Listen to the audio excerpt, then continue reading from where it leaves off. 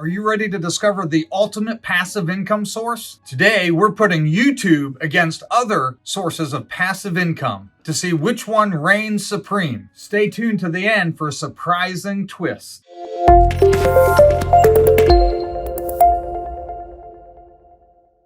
Welcome back to Simply Money, where we explore the best ways to achieve financial freedom. In today's video, we're comparing YouTube income against other popular passive income sources to find out which one is the ultimate winner. Which one do you think's the ultimate winner? Put your comment below and we'll look at the end. No peeking. Let's start with YouTube income. First of all, I'm going to clarify YouTube is not passive, at least not in the beginning. And let's look into this a little bit deeper. If you're already into YouTube, you understand what I'm saying. But if you're thinking about starting a YouTube channel as a source of passive income, rethink the word passive and hear what I have to say about effort and the work that goes into it. Is it worth it? I believe so. But is it passive? Well, that's debatable. Let's look a little bit further. First of all, with YouTube, it requires a lot of upfront work. You don't just click a switch and start seeing income being generated. The upfront work is very time consuming, requires a lot of learning, and let's look into some of the things that it required for me to start my channel and how I was able to go from 0 to 30,000 subscribers in 7 weeks and get my channel monetized in under 6 weeks. Here are the steps involved. Before I even began to post anything, I was learning, watching other videos, and studying about YouTube. I finally got to a point where I said, you know what? You just have to do it. You have to start, you have to post something, and then learn from there and just make improvements. So I posted my first video in the end of July 2023. In the first weekend of September, on Labor Day, I was monetized, just under 6 weeks. And I was also able to achieve over 30,000 subs by mid-September. How did I do it? Well, first, you have to think about creating videos. You have to brainstorm. You have to research ideas, topics. You have to do keywords, understand what keywords are going to be optimized. A lot of people get caught up in looking at the big names. I didn't look at Mr. Beast to see how I could compete with him. I looked at Mr. Beast to see what videos is he making, what are they resonating with, and what is it that makes him so popular. Not that I'm going to compete with that, but to learn from the things that he does well. And the biggest thing he does well is he gives his audience, his community, what they want. So I had to do a lot of research on the topics that I was going to talk about within financial education and helping people achieve financial freedom. Then I have to work on titles. When I first began, I just put on Simply Money, How to Make a Budget. It wasn't compelling. Nobody knew who I was. Nobody still knows who I am. So I have to make my titles compelling to answer a question somebody may have or to trigger a question they may have. Sometimes people don't realize they have a question until they see something that triggers the question. I wonder how you get 30,000 subs in 7 weeks. So I create titles that would entice that. So when you're talking about money and financial things, we have to understand what is it people are wanting to know. So I've researched on news articles, other blogs, on YouTube, on Instagram, on TikTok, anything to do with money, questions people are asking, answers people are providing, and tried to formulate my ideas and brainstormed around that, and created titles that were enticing to let people know what was inside was going to be relevant for them. Keyword research is a big component because you can't just put your video on YouTube and expect that people are going to find it. There's plenty of videos available for people. So you need to have keywords that people are going to be searching for that resonate with them and are relevant to your topic. So you have to have keywords that people are looking for that are relevant to your topic. But you also have to make sure you're not using keywords that are highly competitive because you are a new YouTuber and you're not going to attract those. You don't have the power behind your channel or your videos yet to get those terms to where people are going to see it. You want to find highly searched terms that are very low competitive rated. But you can use search terms and keywords to help you find what words are popular on the search forums, but aren't popular as far as competitive use. But make sure they match your video and your content. I'm not going to put something in a keyword that has nothing to do with my video. That's not helpful. People will click, then click off, and that actually hurts me. So I want to make sure my keywords are relevant to my topic and my video. Then there's thumbnail design. This is your first impression. You know, Mama always said you can only make one first impression, so make it a good one. Well, your thumbnail is that first impression. My first video was my ugly mug. There was no text, there was nothing there. I just uploaded the video. I didn't know, it was a learning curve. That's okay. I've tried to make them better. I hope a year from now you'll look back and see these thumbnails and be like, wow, you actually use those? Because I hope I'll be making improvements. It's okay. But the thumbnail's your first impression. Make sure it's clean. Make sure it's high definition. Make sure that it has contrasting colors, that it's bright and not dull. And make sure that the text tells what's inside without giving it away. Also, make sure the text isn't too wordy. They say actually 6 words or less makes the best thumbnail text. Enough to let them know, I want to click on this to find out more. But it takes work. You need to find platforms to create these. There's lots of tools out there. You just have to do the research to find them. Recording and producing high quality videos. That's what people think of first on YouTube. That's the first thing when you ask somebody, what do you need to do to make a YouTube channel? They'll say, oh, you need to record and produce video. Well, that's the scene part, and that's an important part because learning to record properly, getting good lighting, getting a green screen so you can disappear and reappear, so you can pull magic tricks and change the background and make it interactive. See, like I can show you this video I did earlier right here. There's little things you can do learning to edit and make it more attractive, making the background scene change like this and that. It's all done through editing. But you have to know before you go to the editing what you want to do so when you're doing the filming. So you have to have a good script. You have to plan ahead what you're going to say. See, my first video was 30 minutes long. I knew what I wanted to say. It was my passion. So I talked for 30 minutes with no script. When I asked friends and family to evaluate my first posted video, I got a lot of feedback. Make it shorter. Nobody wants to listen to you for 30 minutes. I'm lucky to get you to listen to me for 30 seconds. That's okay. I took that feedback, I cut it into 3 shorter segments. You take that feedback and you make improvements, but it's all part of the process. It's a lot of work. Going back to the reason I made this video, is YouTube passive? No. It requires a lot of work, a lot of effort. It becomes passive in a form which we'll see here in a moment. So after you record, after you figured out what you want to do on the video, you have to go to the editing, get good editing software. I use my iMovie on my MacBook because it's free. It's not as powerful as Adobe, and that's okay. I'm not smart enough to use Adobe. I use iMovie, which is a much more user-friendly platform. It's simpler. It's not going to be as professional as other people, but it still does a quality job. And I'm learning little tricks and trades on how to do better with my editing, cutting out things and adding things, moving things from one spot to another where they flow better. That's part of the process, but you have to learn how to do those. If you don't already know how to edit, you're going to have to learn. That takes time. YouTube is a very upfront, heavy front-loaded investment opportunity. It's heavy front-loaded with your time and effort to pay in the long term if that's what you're after. It doesn't bring instant results. It doesn't bring instant income, and it's not passive. Passive income doesn't require ongoing work. It is ongoing work. YouTube also requires that you have to analyze your performance. I can't just keep doing the same thing or I'd keep getting the same results. As they say, the definition of insanity is doing the same thing over and over and expecting different results. I want to improve my results, so I have to go into the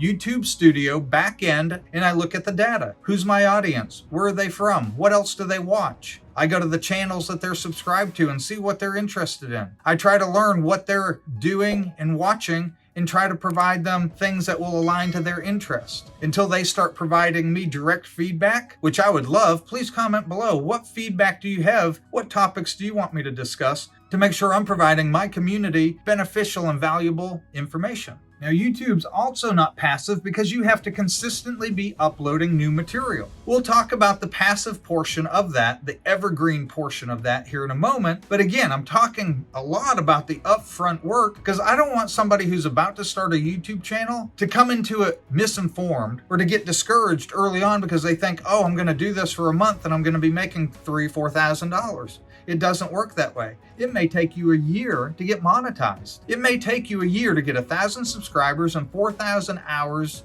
of watched videos. That's okay. Be patient. It's the long game. Just like our financial journey, just like financial freedom, you're not trying to get rich quick scheme. You're trying to invest into the future for the long term. That's why I teach about index funds. Consistent growth. Given time and consistency, you find financial freedom. Well, if you're going to try to find financial freedom through a YouTube channel, know that it's going to require commitment and consistency up front and then ongoing maintenance. Now, the passive income part of YouTube, which we call the Evergreen Factor. Evergreen means creating content that is relevant and valuable long term. So if I was doing this back in the 80s when I was a kid and the Rubik's Cube was out, I probably would have wanted to do a YouTube video on how to solve the Rubik's Cube. And that would have skyrocketed. I probably would have got millions of views off of that. But it would have been short-lived. It would have spiked with tons of views. I probably would have got a lot of subscribers, and then it would have died. And that video would have brought a quick, exciting increase, but then it would have flatlined and died. But it's not evergreen. But if we have topics that are evergreen, like how to budget, how to save money, how to invest for your future freedom, those are evergreen topics that I've chosen. Whatever your niche is, find an evergreen topic on that. Because now if I put a video on how to budget to save $1,000 quickly, anybody can use that today or in 10 years. So in 10 years from now, that video could continue to get views and continue to generate income. That's where it becomes passive. Your past work can continue to provide passive income. But in no means is YouTube a passive income source. Let's look quickly at some other passive income sources, again, that people think is the way to go, and I'll give you my opinion on them. All of these have merit, but I want to make sure you're aware of the downfalls to them so you don't go into them with misconceptions. Let's start with rental properties. That's probably one of the biggest you see on YouTube and other channels about generate passive income with rentals. There's two concerns I have with this. One is a lot of the teaching is teaching to leverage,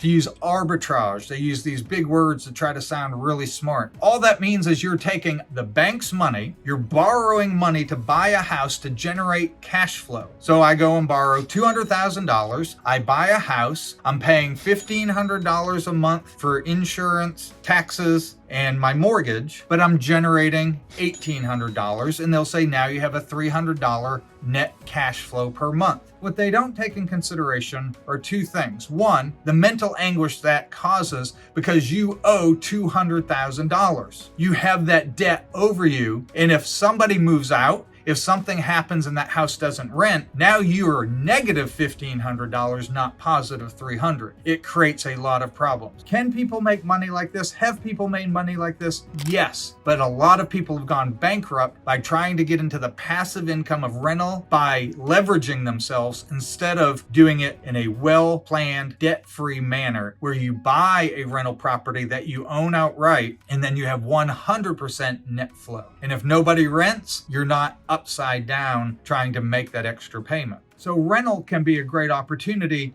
if done the right way. But again, it's not passive. You need to make sure you have tenants, so you have to market to make sure you have somebody occupying it as much as possible. You also have to maintain it. You're going to have tenants calling you with complaint, with things that need to be fixed. You're going to have to be budgeting money out of that cash flow to put back into the property. So there's a lot that can go into that. Now, commercial property can be less involved because there's usually long-term tenants. You usually have a management company looking out for that, but it's not passive. There is still some work involved. So don't be deceived that it's just, I buy a house, I sit back and I have money flowing in. There's a lot of work that goes into it. I'm not knocking those guys that teach on investing in properties, but don't buy into some of the hype that they try to go with, that it's easy, that you can generate $1 million a month if you do this, this, and this. There's lots of stories out there that you don't see because they're not sensationalized about people who went bankrupt because they had 10 or 20 rental properties, and then all of a sudden the market crashed, they couldn't rent them, something happened, and they were upside down and had to file bankruptcy. We don't hear about those stories. They don't get on YouTube and hype it up. Some of the people you hear hyping it up are in financial crisis themselves. They won't tell you that. They're trying to sell their ebook to make sure they can get back out of debt because they've put themselves in a hole. So just be wary of some of the things you hear. Do your own research, do your due diligence before you undertake any kind of investment. Another popular source of passive income is peer-to-peer lending. It's very much like you become the bank. There's platforms where you can lend money to borrowers like a bank would, and you collect the interest. The problem with that is people can default just like they do in the bank. The bank has the backing, has the whereabouts to be able to absorb the percentage of people that do default, and they work that into their budgeting usually. And when they don't, and luckily they have the government to bail them out when they make mistakes, while they still give their CEOs big payouts. That's another video for another time. I won't get on that soapbox. If that frustrates you, let me know down below. Give me a thumbs up on that one. A third passive income I want to look at real quickly is selling digital products. Maybe it's an ebook or a course, a how-to. It's something that you can create. Again, this very much like YouTube requires a lot of upfront, front-loaded effort, time, and resources to continue. It can become very passive once it's established, but to know that requires a lot of work up front, and then you have to continue to market it and make improvements. And if it's not evergreen, you have to continually change what it is you're creating and selling on that product. That's okay. That can still be a good source of income, but just know it's going to require a lot of work. So I wouldn't call it passive initially. It can become passive. So which passive income is the best? Let's review real quickly the pros and cons of what we've discussed. While YouTube has the potential to earn high income, it requires a lot of upfront work and continual maintenance to grow and maintain your channel. Again, rental properties can be very profitable, but they come with a lot of maintenance and having to manage the properties. And if you're leveraged, it can also create mental anguish and stress. And I have a video on avoiding money stress. Check out that video here. If you're stressed by money, it's a good watch to learn how to deal with the stress and how to reduce that. So rental properties, again, are not necessarily passive because there's a lot of ongoing work required. Peer-to-peer lending was the third one we discussed. This doesn't require a lot of work, but there's a lot of risk. You always chance default. You have to find the people to be lending to, get on the platform, and then you have, again, money stress that you have to deal with that can become very detrimental to your health. So you need to be aware of that and all the risks that are involved. And typically the returns aren't as good as they can be in our bonus footage we're going to show you here in a moment. And the last passive income we looked at was selling digital products. Similar to YouTube, lots of upfront work. So weigh your pros and cons on all of these and other options, whatever you decide. And if you decide to pursue one of these, go into it knowing the facts so you're not disgruntled as things unfold and reality hits. Now, after comparing these other so-called passive incomes, I can share with you and reveal my favorite passive income. Dividend income. What is a dividend? A dividend is when you own a part of a company in a stock, or what I like to do in index funds, so I'm automatically diversified. I get a dividend from that company. I get a part of the profit. Let's break it down into an example. Let's say I own 1,000 shares of McDonald's. They pay a dividend, so I get a percentage of their profits. So let's say it's $1 a year for each share. I'd get $1,000 a year just for owning that. Now the stock's still growing as other people are investing, as the company grows and the revenues grow. The stock price grows, so my asset, my initial investment is growing, but I'm getting a payment, a dividend from that every time they pay, whether it be monthly or quarterly. I have some videos, check the links below, on what index funds are and how they work. But index funds are my favorite because they diversify you automatically, and I like high growth dividend index funds because I like that passive income. My bank account, I get alerts all the time. A dividend was paid. This company paid a dividend. So I get money put into my bank account every month, every quarter from these different companies. And I don't have to do anything for that. I made an investment in the company and they pay me a portion of those dividends. It requires minimal upfront work because I study and I look at what index funds I want to invest in. I purchase those and I let them go because the index rebalances and covers that for me. So I don't have to put a lot of work into those. They're the most passive form of income and my favorite of all. Dividend index growth funds. Check out some of my videos on those if you want to learn more. I hope you found this video to be enlightening and encouraging and motivational, and to help you make your decision on what type of passive income you want to generate. Whether it's YouTube, rental, make sure you hit the subscribe and like button and leave me some comments below on what you think. What's your favorite passive income? Is there one that I didn't mention that you use that you like? Throw us a comment below and share with the community. And we'll see you next time on Simply Money.